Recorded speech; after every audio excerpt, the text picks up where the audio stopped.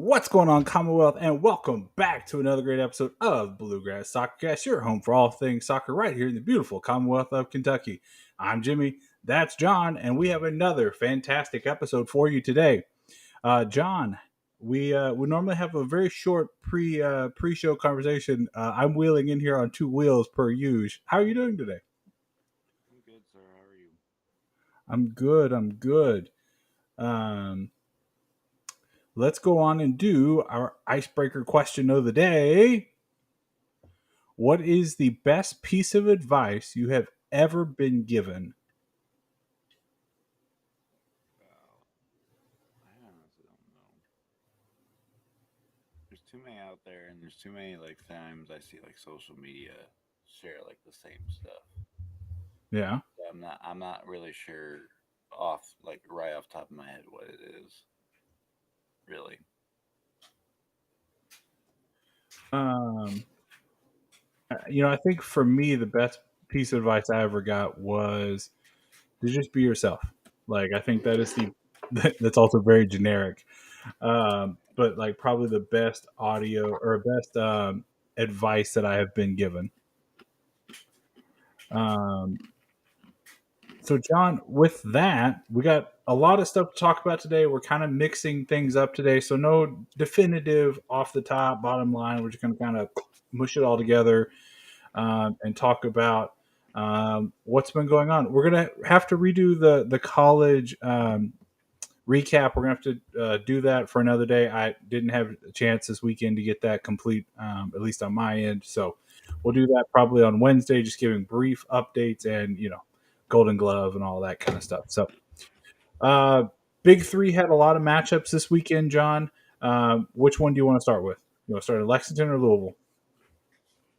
I think racing we should start with. I agree.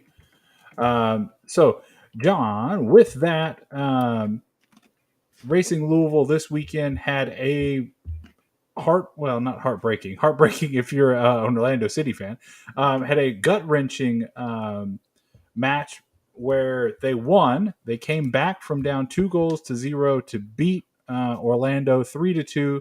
Massive dramatic fashion. Lots of fireworks at Lynn Family after the game.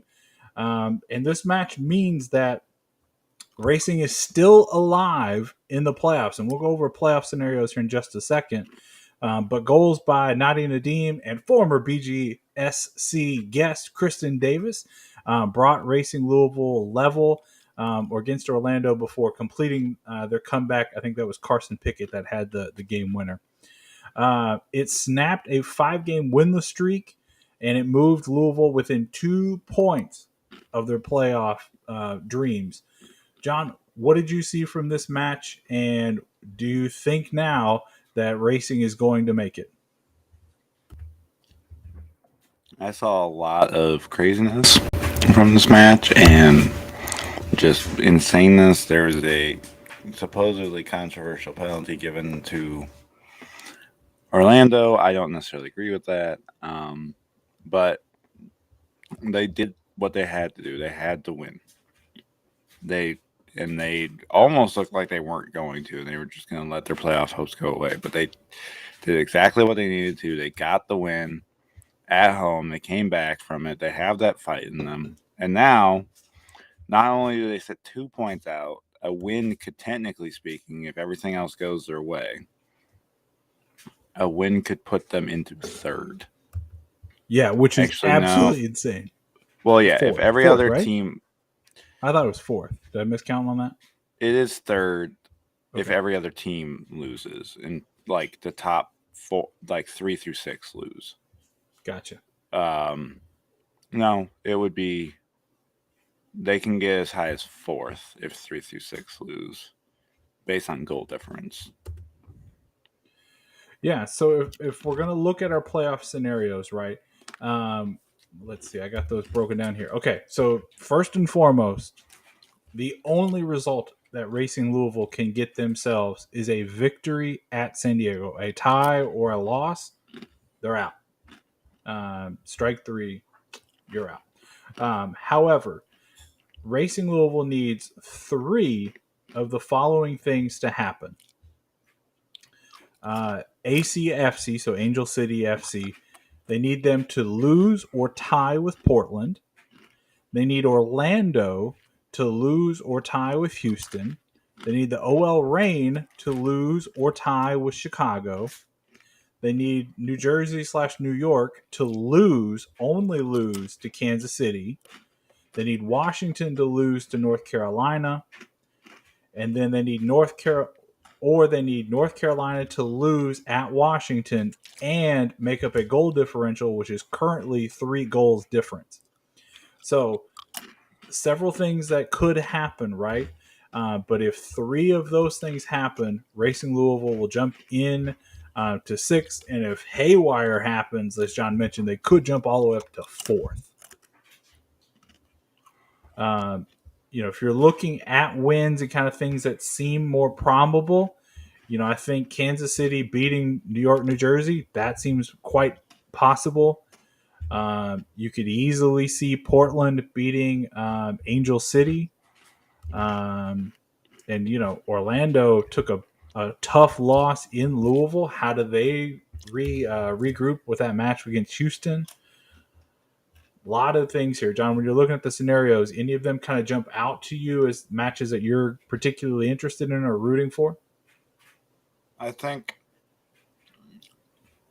the Angel City one raises questions because Portland is pretty much locked in. So my question with that, they're locked in, but they're not necessarily locked into first. So I'm curious to if they're going to care about the Angel City game or not. Like that they could just get a win. For Racing, they have to go out and win. KC is another example of a team that's kind of already safe. So I'm gonna question if they're gonna go all in. Right. What sucks is that it doesn't suck. It's what it should do. What sucks for racing fans is the NWSL is doing what like World Cup does for the final match day. Every team is kicking off at 5:00 on Sunday. Yep. It'll be frantic. It'll be entertaining, but it'll also be stressful. I mean, that's what you should do. That literally tells everyone do exactly what you have to do in the game. Don't like, oh, well, if we get a tie, we're okay. Maybe. Well, no, but that's not for Racing Louisville, but if matches happen prior, yeah, some teams could be like, well, we don't have to win. It's okay if even if we lose, we're okay. Or even if it's in the lines of like, oh, we just need a draw. Yeah. Like it's tied. Let's park the bus. Instead of trying to win, let's try to prevent a goal. Yeah. Now, I do also want to point this out, right? Like there is an opposite side of this, right? So if Racing Louisville loses, Houston and Kansas City pass them with victories. And if Chicago theoretically passes them with 20 plus goals, there's some opportunities for Chicago to get that milestone. That would result in Racing finishing 12th, but they would get the 3rd overall pick behind the 2 expansion sides that are coming next year. So there's kind of some upside if things go absolutely haywire, right? If things go haywire and you're down like 2, yeah, just just put in the young people, kind of all right, let's get the feeler and like just give it up.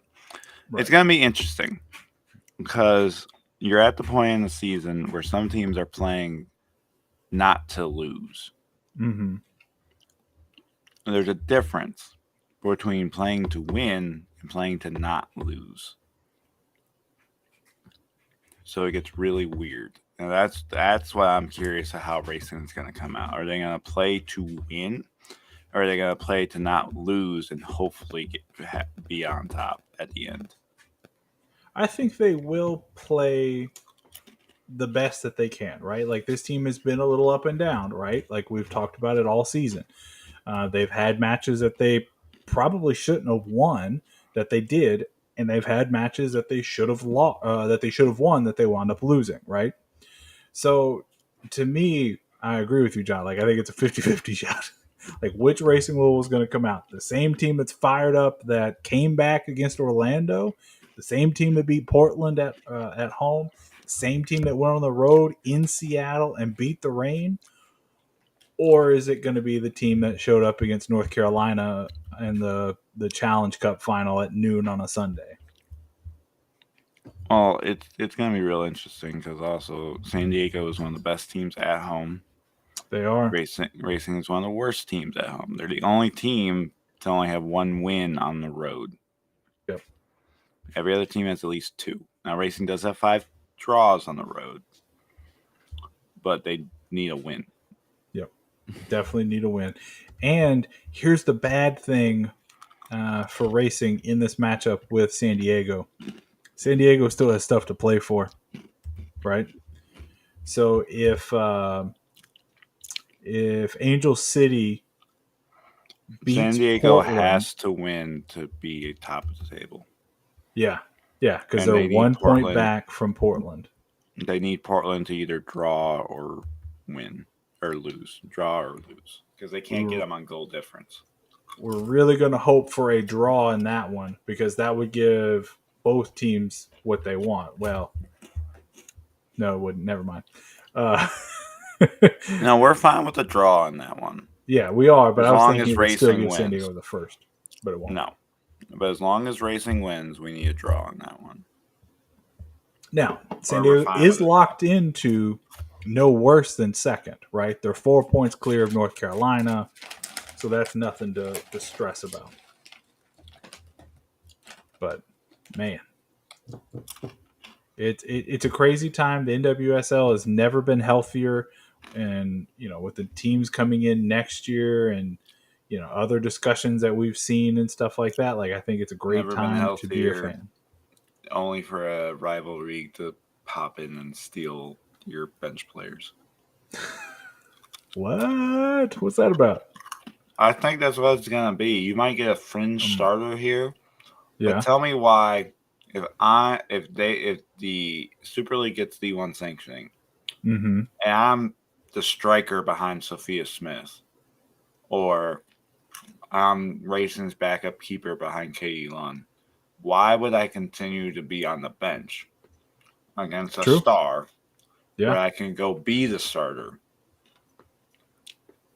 and still be like, I don't know who the backup keeper is right now because the actual backup keeper got hurt and is out with ACL for Racing. And they had somebody, I can't remember who, it's been months ago. They put him on loan out in Australia.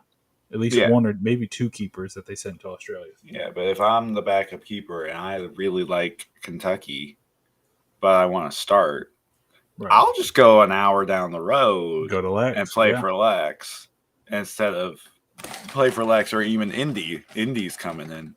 Mm-hmm. That type of thing. So that's what Racing, I think, needs to worry about is they're having 2 teams close by.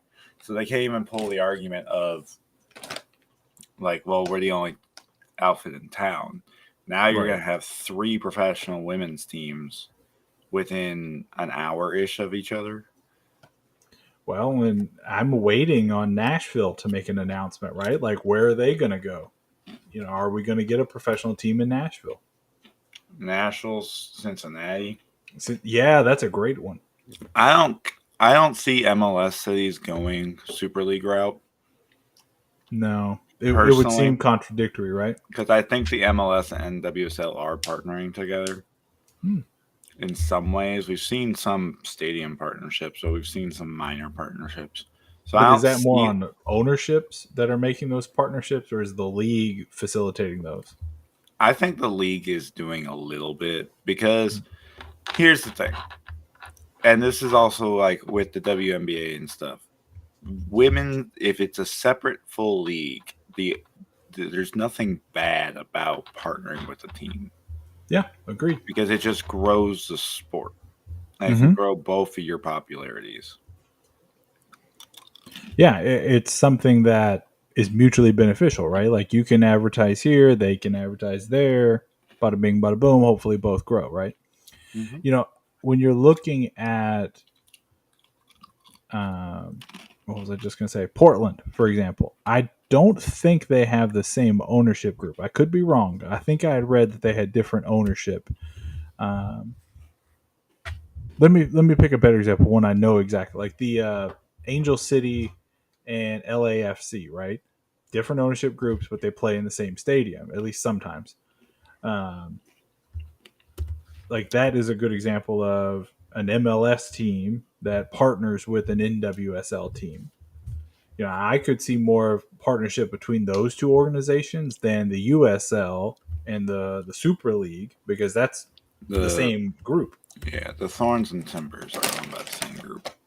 Yeah, I started to say that and I was like, no, I think I'm wrong on that one. But you know, LAFC, you know, Natalie Portman is one of their owners. Like, you know, so many other famous people.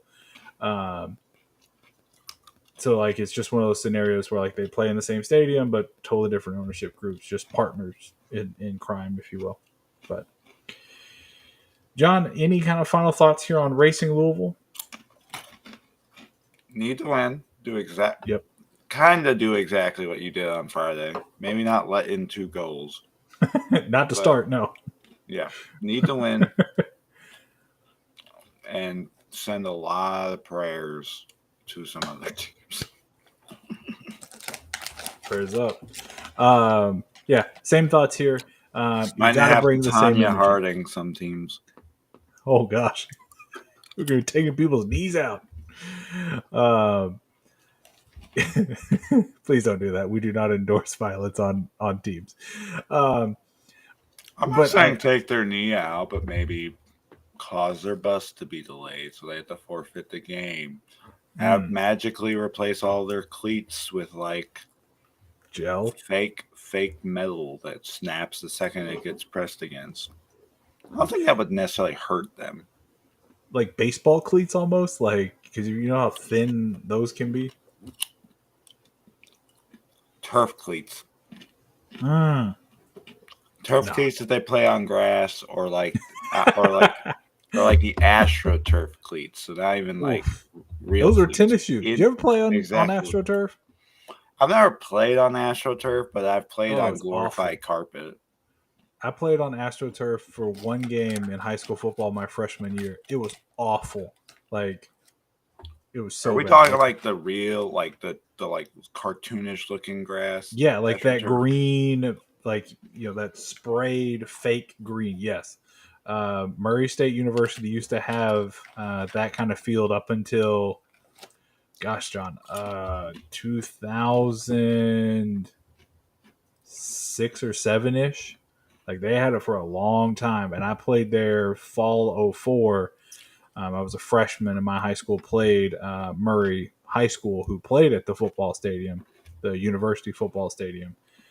And that was an interesting night. We got absolutely destroyed. And I remember trying to go out and play football, American football in tennis shoes.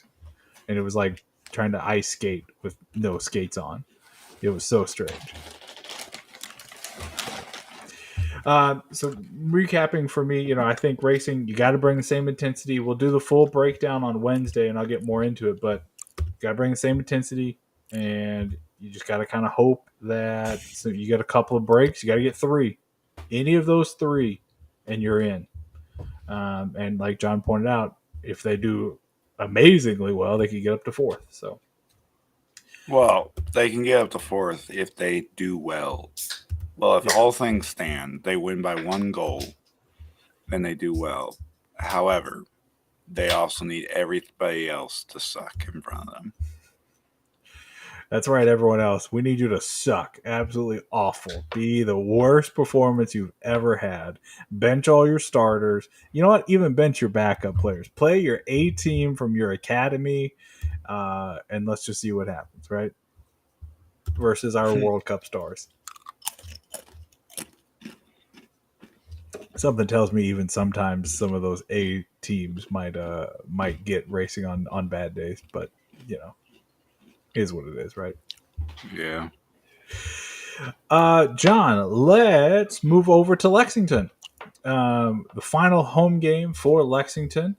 Not the result that you would have wanted, right, John? 1-0 loss to North Carolina, but really hard fought. However, there was a lot of controversy in that match. John, talk to us about it. Um, so the reffing was awful. As someone who's like understands that it's the third division type refereeing, I'm not expecting like Premier League level type stuff, World Cup level type stuff. I understand that this guy is probably one of the refs that gets traveled all around. They don't get paid that well. Whatever, understandable. However, I expect some basic stuff. This guy had no control of this game at all. And it was bad. It got so bad that that's why there were so many like scuffles and fights, because the players were sick of certain stuff happening and nothing getting called. And it was really bad in the sense that it favored North Carolina. Just to kind of put those into context, there were a total of 9 yellow cards shown in the match, 3 total red cards. Those red cards coming to Pierre. Two actual red cards. One was a double Yeah, yellow. it was. That was the main, right? Pierre Main. Mane. Sorry. Mane got the accumulation of yellows, got the red, but then talk to us about what happened in that 92nd minute between Tariq and Devin Benton from North Carolina. I honestly couldn't tell you. They kind of went together. Tariq went to challenge, sort of thing. Something happened, and something provoked Tariq, and so he kind of lashed out. But I know this because the North Carolina player got shown the red first. Okay. Which basically means, for those that don't know, who get the card order typically is the foul order. So you fouled him, then you retaliated, kind of a thing, right?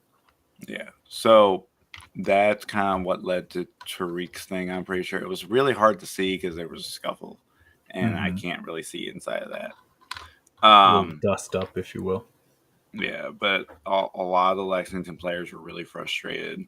A lot of the North Carolina players were kind of frustrated with the ref. I was hearing a lot of stuff going back and forth.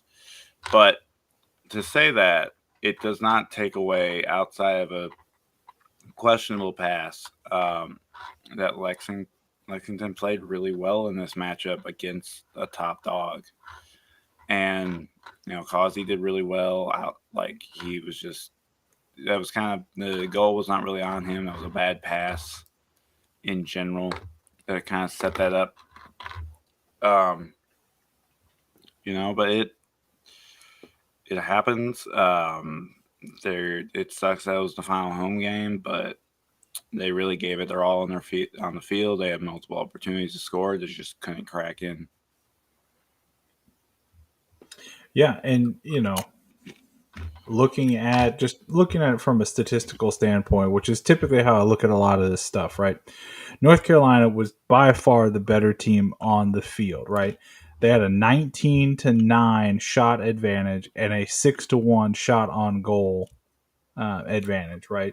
So North Carolina, they had slightly more possession, 51-49. Arguably, that's just a coin flip. Both teams were very accurate with possession and keeping it when they were making their passes. Both were 80+%.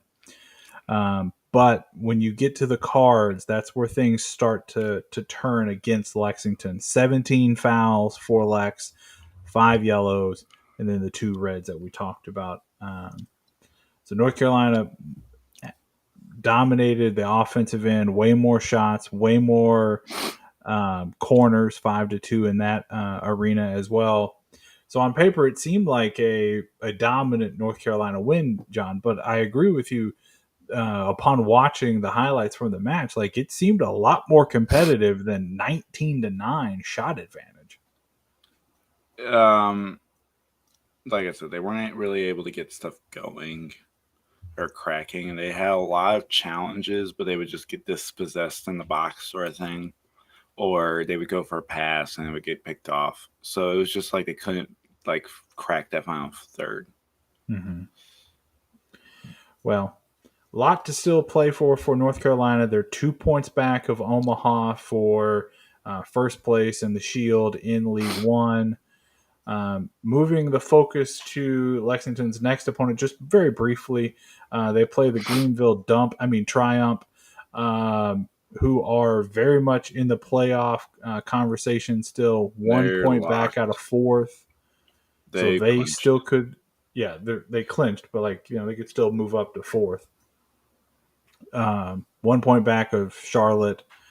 So they have a lot to go for as well. So we'll break down that matchup on Wednesday. But John, final thoughts from this one, and before you give your final thoughts on the match, what has been the biggest highlights from you this year at home at all the Lexington games? I mean, the two most notable wins are the Charlotte one with Knight's penalty save and the 3-0 beatdown of Omaha, which was the last time they lost. Which is insane because that was what, July? Or end of July, early August. Like if it was like August 3rd. If it was anything. Wait, hold up. Let me check my database. That was back on August 2nd. No, that was the victory for Union Omaha. Sorry. July 22nd. Yeah. 3-0 to Lex. Yes. July 22nd. That when the comeback tie against Northern Colorado, the midweek win over the Red Wolves, there was a lot, and it just sucks that they were in such a historic season in terms of the league. Like, for those that don't know, Omaha hasn't lost a game since July 22nd. They're on a 12 or 13 match unbeaten run. That's just unheard of. And when I say unbeaten run, I mean the fact of they had, let me double check this. They have one draw since that loss to Lex. And they went on a 1, 2, 3, 4, 5, 6, 7, 8, 9, 10. They went on a 10-match winning streak. And yeah, so they are on a 13-match unbeaten run. And they've won 12 of those 13 matches. Jesus. Their only tie being to North Carolina. And then you have North Carolina, who is having a great season. You have Northern Colorado who's having a great season. Put it this way, the top three of the league, Northern Colorado is 11 points ahead of Charlotte, who's in fourth. That's just so close. The gap, put it this way, the gap between Madison and Lexington. So Madison's the last place playoff team right now, and Lexington's currently in 10th, which I don't get why. I think they should be in 9th based on goal difference because we're tied with Chattanooga. But we're in 10th with 12 points. So 1 point difference between in terms of the gap between 6th and 10th. And compared to the gap between 3rd and 4th. We were just in this historic season, and there's even a historic season on the side of kickers and Fuego. How bad they are. Yes. For those that don't know. At least points-wise. Well, no, they're both on, the double-digit winless runs. So, Richmond hasn't won since July 1st. Fuego hasn't won, I think, since their win over Lex. One. They've had a lot of draws and stuff in there. So it's just this really weird season. You have Tormenta, who are possibly going to be the first team to ever lose or not make the playoffs after being reigning champs. in the league. You have kickers who are already the first regular season champs. Now, granted, this league is only formed since 2019, so they've really only had 3 legit years if you take out COVID. So, so take that with what you will. League's not very old, so being the first to do certain things is not that much weight, but Tormenta has to beat Charlotte, and Madison has to at least draw with Omaha, where Tormenta has to beat Charlotte, and for the stuff to go their way. So I would pay attention to those games outside of the Lexington game. Could you But imagine a scenario where who did you say Omaha was playing? Omaha Madison? is playing Madison. Madison needs at least a draw in that. Could you imagine a To scenario where they draw, but North Carolina beats whoever they play by like 4 goals, and the goal differential gives it to North Carolina? Yowza. They don't even need to beat them by 4 goals. They only need to beat them by 2. That's insane. Like, they've gone on this heck of a run, right? But then they just peter out and not get first place. Yeah, but take this. If you even half Omaha's winning streak, so you take off like 6 wins for them Mm-hmm. and put them between draw and loss, you're dropping Omaha all the way down into like um Greenville area. Like fifth, right? Fifth, sixth, Yeah. fourth, fifth. That's just how big the gap is right now. There's the 1 through 3, there's the 4 through 6, and then there's everyone else. And then there's Richmond and Fuego.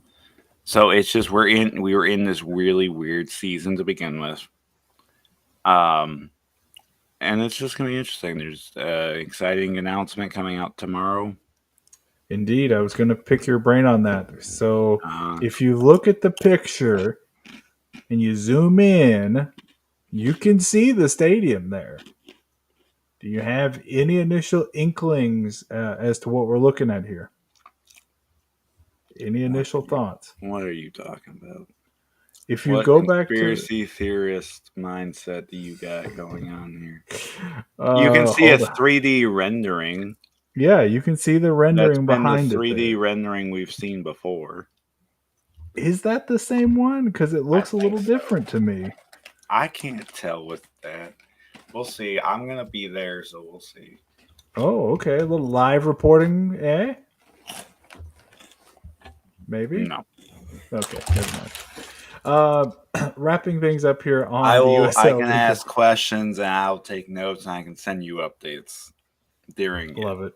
But Love I'm it. I'll not live tweet it. setting up my iPhone, like sitting on a little chair and holding my iPhone above the crowd just to show it.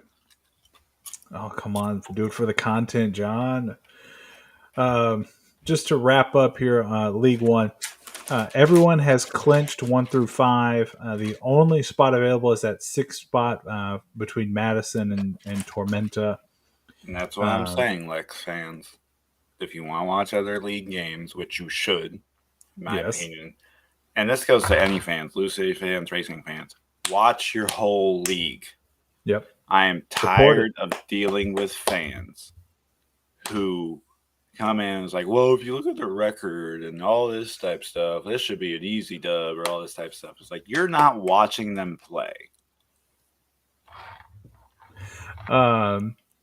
Well, just looking at the run of play of the last 5, South Georgia was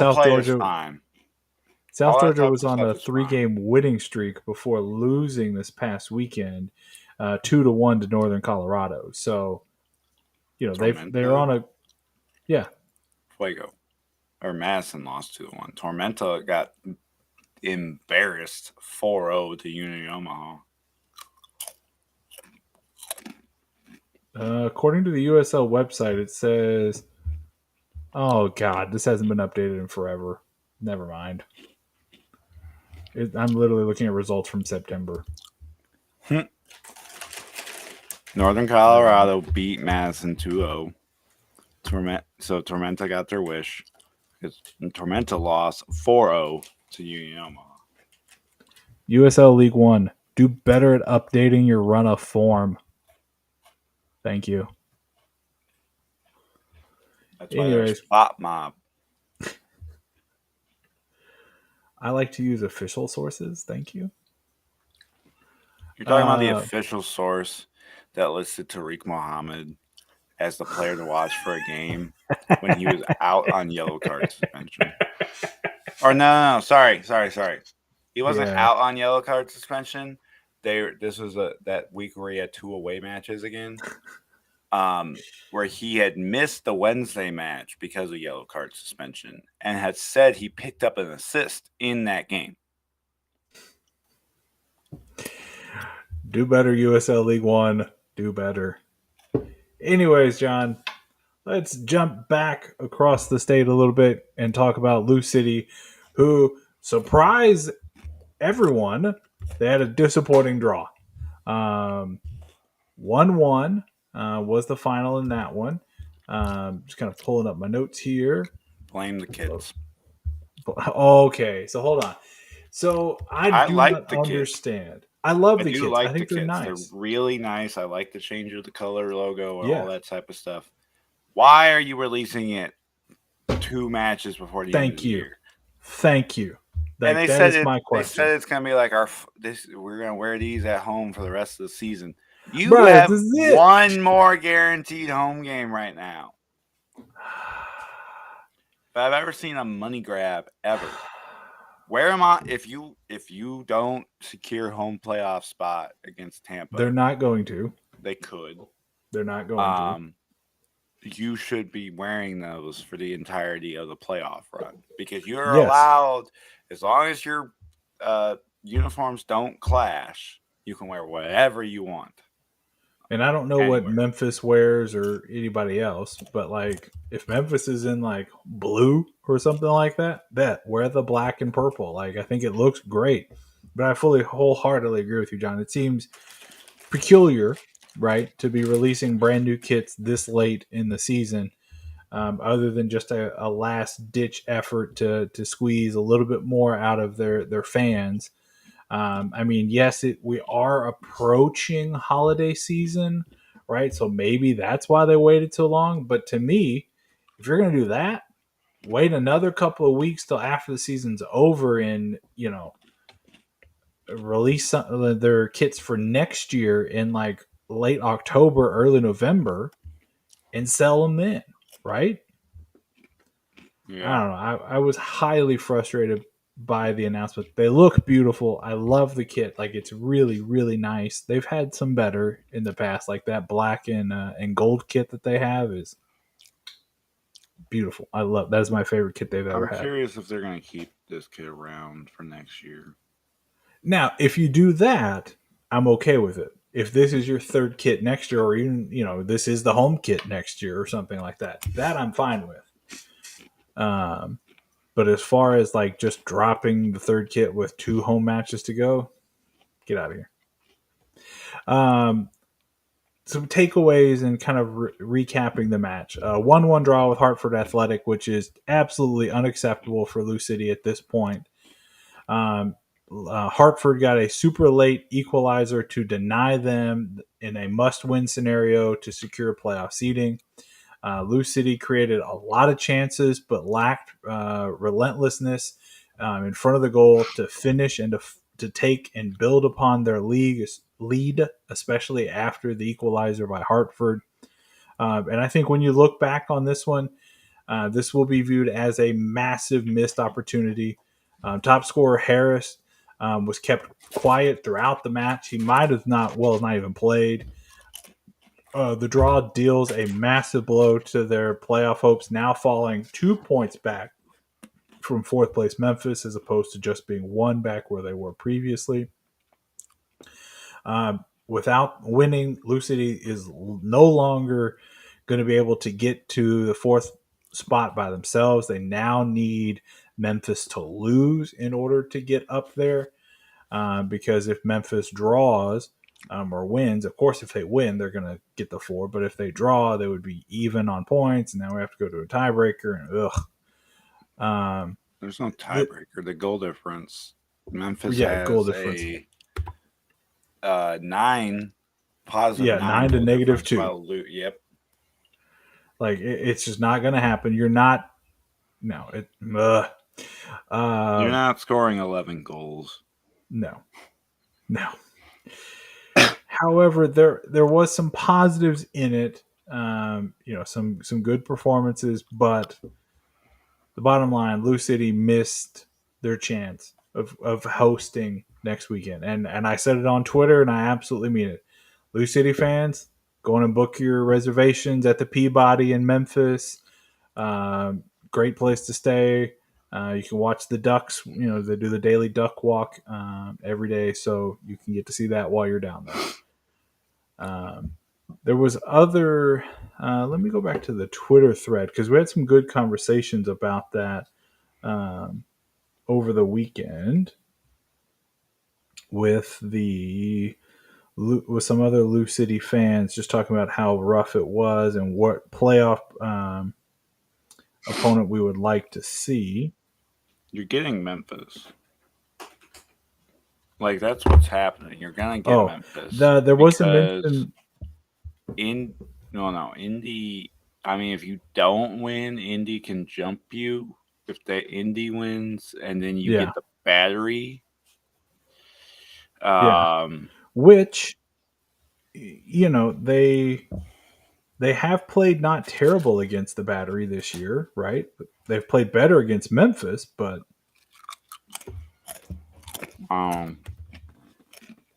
it's really that. That's really on a case scenario. If Indy wins, Lou loses, they played Charlotte or Charleston because Memphis is not going to catch them. So it's basically Memphis or the Battery. Yeah. And by the way, shout out to there's a guy who plays for Charleston. He's got his own YouTube channel. I can't remember his name, but I saw him in a HelloFresh commercial or Factor or one of those meal kit, things, and I was like, hey, I recognize that guy. Go check him out. I don't remember his name, but you'll figure it out. I personally would much rather finish in 5th, go to Memphis, and then go to Pittsburgh, assumedly winning in Memphis. But after that performance on Saturday, I don't know. I think that would be the preferred route as opposed to on the road to Charleston, then potentially on the road to Tampa, which no thank you. We've already seen what happens there. But hey, we'd be playing Tampa twice in 3 weeks at that point if that was to happen. They need to get through this weekend first. Yes. And then they need to get through that weekend next. I'm just playing through all the scenarios, right? Like I want to see what's the best matchups and who's Lou has been the best performances again against other teams. But you're exactly right. Like, got to focus. Got to play Tampa this weekend. Need a victory. Tampa is playing for nothing. They're done. They're solidly locked into second. Nothing they can do to get up to first because Pittsburgh beat them. Lou's favor. Yes, it should be. But, I think I said this on Twitter even, like, looking at that performance, I don't know if they could beat Tampa's second team. Wasn't that bad.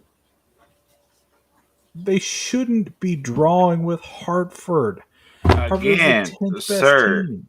Yes. They're 12th best team, sorry. Yes, but that doesn't mean they're crap.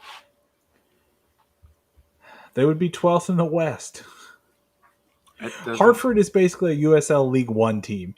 Like, they would be a mid-tier USL League One team, like a 3rd or 4th seed. I think you'd be surprised how many USL League One teams can compete in the championship.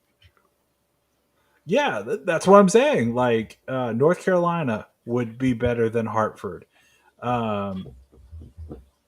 Omaha would be better than Hartford. Like those two, I can guarantee. You put those three teams on the pitch, Hartford's losing both of those. It just, oh, it's mind-numbingly painful, Lou City. Like Coach Cruz, get your bleep together, get the dudes ready, and let's go out and win a dang game. Come on now, Coach. Come on.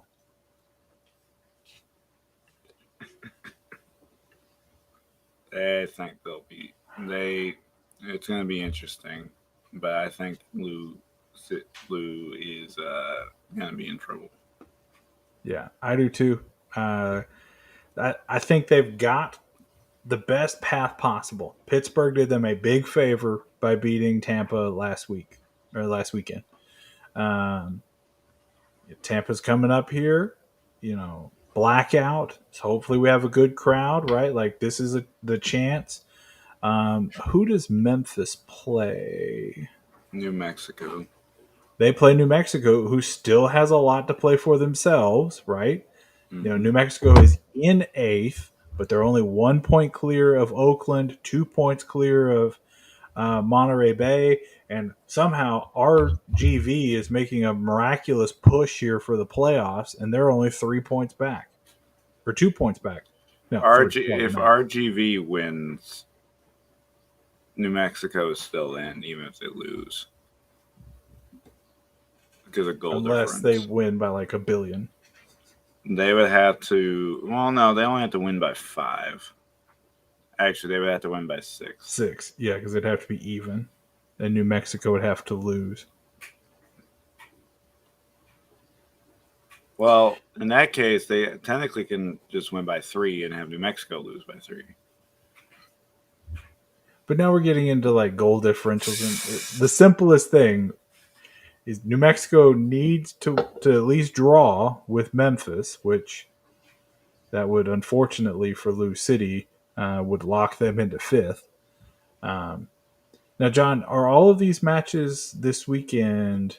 No, they're not all at the same time. Good God. They're all spread out because the championship is crazy. And there's also a lot of weird things. So you have...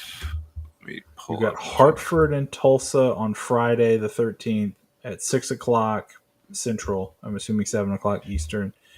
New Mexico and Memphis at 8 o'clock Central. Which 9 means o'clock Lou Eastern. City fans can watch that in peace. Yes. Watch it, and then take it in, and then come into your game on Saturday. You have Detroit versus Pittsburgh, which has playoff impacts.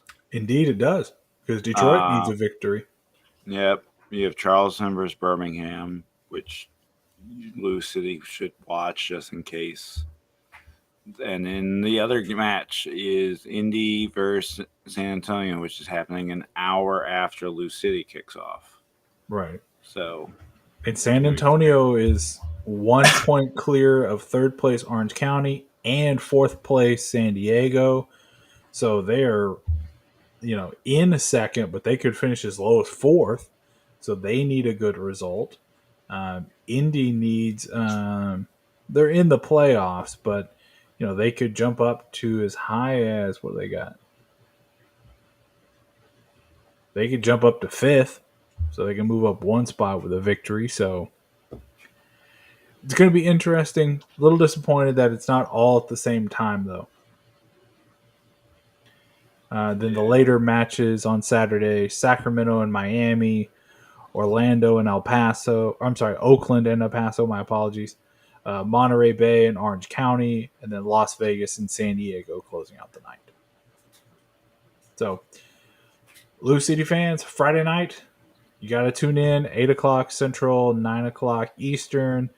I'm assumingly that game will be on ESPN Plus. Assumedly so. They're all on there. Yeah. Because so there's too much.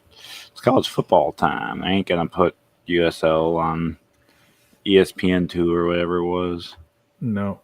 And I heard some interesting conversations about that. This is probably something that we need to do a deeper dive on in the off season or something like that. But John Skipper. He used to be in charge of ESPN. Now he's down in Miami with Dan Lebitard running Meadowlark Media. Um, he was on a podcast, his weekly podcast with some other folks, and he was talking about when he was at ESPN, his whole thing was to get as much live broadcasting of sports on TV as they could. So if you think back several years on ESPN, they would they would kick off the college basketball season with this 24 hours of constant games, one tipping after the other. They would take advantage of a 9 o'clock West Coast tip because what is that? 9, 8, 7, no, I did the wrong way. 9, 10, 11, 12. That's a midnight Eastern tip off. Then they would go to a game in Alaska. Then they would go to a game in Hawaii, and then they'd come all the way back around at like 6 or 7 in the morning and have a tip off on the East Coast, and just keep rolling for like 24 straight hours. And that was his whole thing, was to put as much live sports on TV as possible because that was what he thought gave ESPN the competitive advantage. One of the things that he did was sign this contract with the USL. With that, I'm assuming it's coming closer to an end. It seems like it should be within the next couple of years. Again, needing to do a further deep dive on that.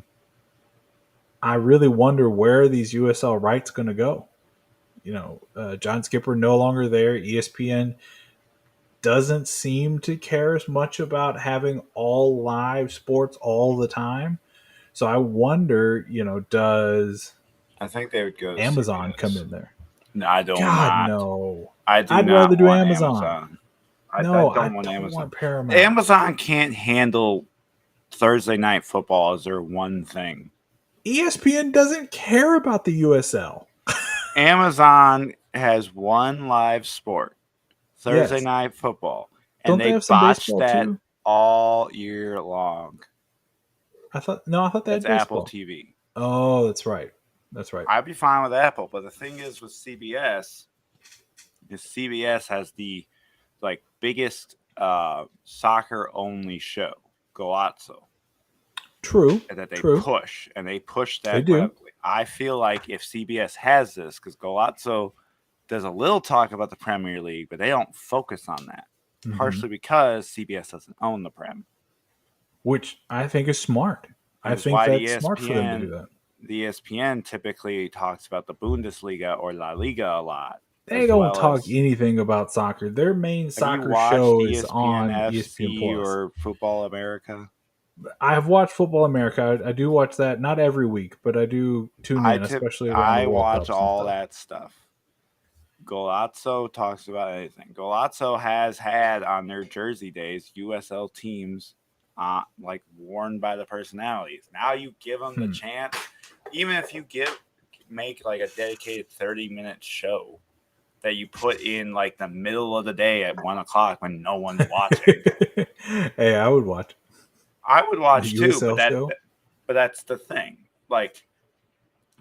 Actually, midday is starting to become a little popular. Like the mid-afternoon, I don't know. I would have to see the ratings. But if you put that in like the middle of the day where it's not like prime time, yeah, then I would take that over just having games on ESPN Plus, like that are just barely covered, and they would occasionally bring to ESPN2. Yeah, and that's all you get. I honestly, and this pains me to say because I love ESPN. Like I'm an ESPN diehard. I would probably rather see them on CBS as much as I effing hate Paramount Plus. Like that should not exist. Why they shouldn't. Do you hate Paramount Plus so much? Because it's another streaming service. Why I got to pay for another one? Come on now. Like we all paying 40, 50 extra bucks a month. Paramount Plus has more than ESPN Plus. Not in sports. No shot. Champions League, Europa League, Serie A. I'm talking soccer. Okay, I don't care. It's like you're naming things I don't watch.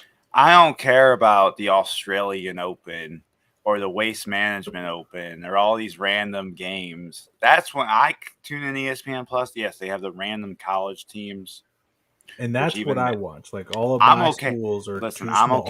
I'm okay with the ESPN Plus college feeds. They just need Yeah. to get better ones because one time they had like EKU on there, and whoever was running the camera was literally shaking the camera. I was like, Yeah. like, come on, There was Berea one does better feeds than that. there was one over the weekend. Oh, who was it? It was either Bellarmine or Northern, and I can't remember which one it was. But like the announcer sounded like this, like they were just talking like this in this little bitty box. And it was so annoying. And it was like so delayed. Like, oh, it was really bad. I That I think it was never get. Bellarmine. I don't understand the announcers talking like it's a golf game. Like, I almost thought it sounded like they had just turned on a random microphone at some random studio at ESPN or wherever. Like it had nothing to do with the soccer game. Like I'm pretty sure they were talking about basketball at one point. I was like, huh? What? And that's all I'm saying. ESPN, being on ESPN, ESPN's one dedicated two. They have two dedicated soccer shows, ESPN FC and Football America. They are both only 30 minutes, Yep. Yep. so there's no room to put the USL. Golazzo has gone on for hours when they're covering the World Cup, when they've been covering the Champions League and stuff like that. They have their own like 2 hour segment. Yeah. ESPN does not care about soccer. We've seen that where they let MLS walk and even tried to secure like occasional broadcast rights, like Yeah. Fox did. I ESPN don't, is slowly dying in front of us. and it pains me to see that. Right? Like I like that's the ESPN, but brand. ESPN's problem was they tried to get too many live sports. You didn't go to ESPN for live sports. You went to ESPN for sports coverage. Right. And And now now that's they're so all it far is. behind. Yeah. All Like they it don't have is any of live that. sports that they don't know how to cover it well. Right. Well, thanks, John Skipper. Best of luck with Meadowlark. If you're looking for a soccer show based in Kentucky, hey, John Skipper. Hey, Dan Levitard, what's up? Hashtag sellout. Uh, they actually have a soccer show. I've watched it once or twice. It was pretty good. I can't remember what Every it's called though. smart sports company is covering soccer in some way. Right. In some way, shape, form, or fashion. But yeah, honestly, I would rather see Peacock get the USL rather um, than Paramount, just I because would I be like their okay with go for it. Peacock. My only issue with Peacock is it's really hard to navigate at times. I understand that. I get that. It is kind of challenging at times, but to me, that I would like to have it on Peacock because then you get WWE, you get soccer, you get the Prem, like it's all one nice little place. So, John, as we have veered way off course here, final thoughts on Louisville and what they need to do. Well, we'll break it down on Wednesday, but final thoughts from the match from this past weekend. They, they there's really no thoughts from the match. That's what they Yeah. need to do to coming into this weekend, and that's they have to capture magic in a bottle because their form of late does not show that they're going to do what they need to do. Nope. And I unfortunately agree with you. I think it's better luck catching lightning in the bottle than anything else.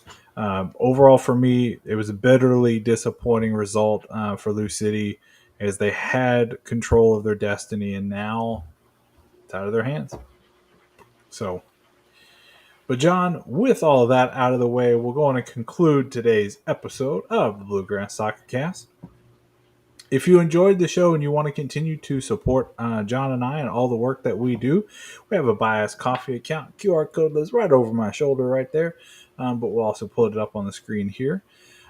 We appreciate any and all donations. Everything goes to supporting the show. You know the deal. All of our content will always be free, but we appreciate the extra little boost. While you're on our page here. Make sure that you are following us on all of our social media platforms like Instagram, TikTok, Twitter. All of those handles are at BG Soccercast. While you're on this platform, whatever you're on, YouTube, Twitter, wherever, make sure you give our podcast a listen on all your favorite podcasting platforms like Spotify, Google, YouTube, and so many more. Apple, iHeartRadio, all of them. Um, and make sure that when you're on those sites, you're following us, you're subscribing, you're clicking the bell, you're sharing it, just because it's all in an effort to help grow the show to be as big as it can be. But with all that out of the way, I'm Jimmy, that's John, and we will see you on the next one.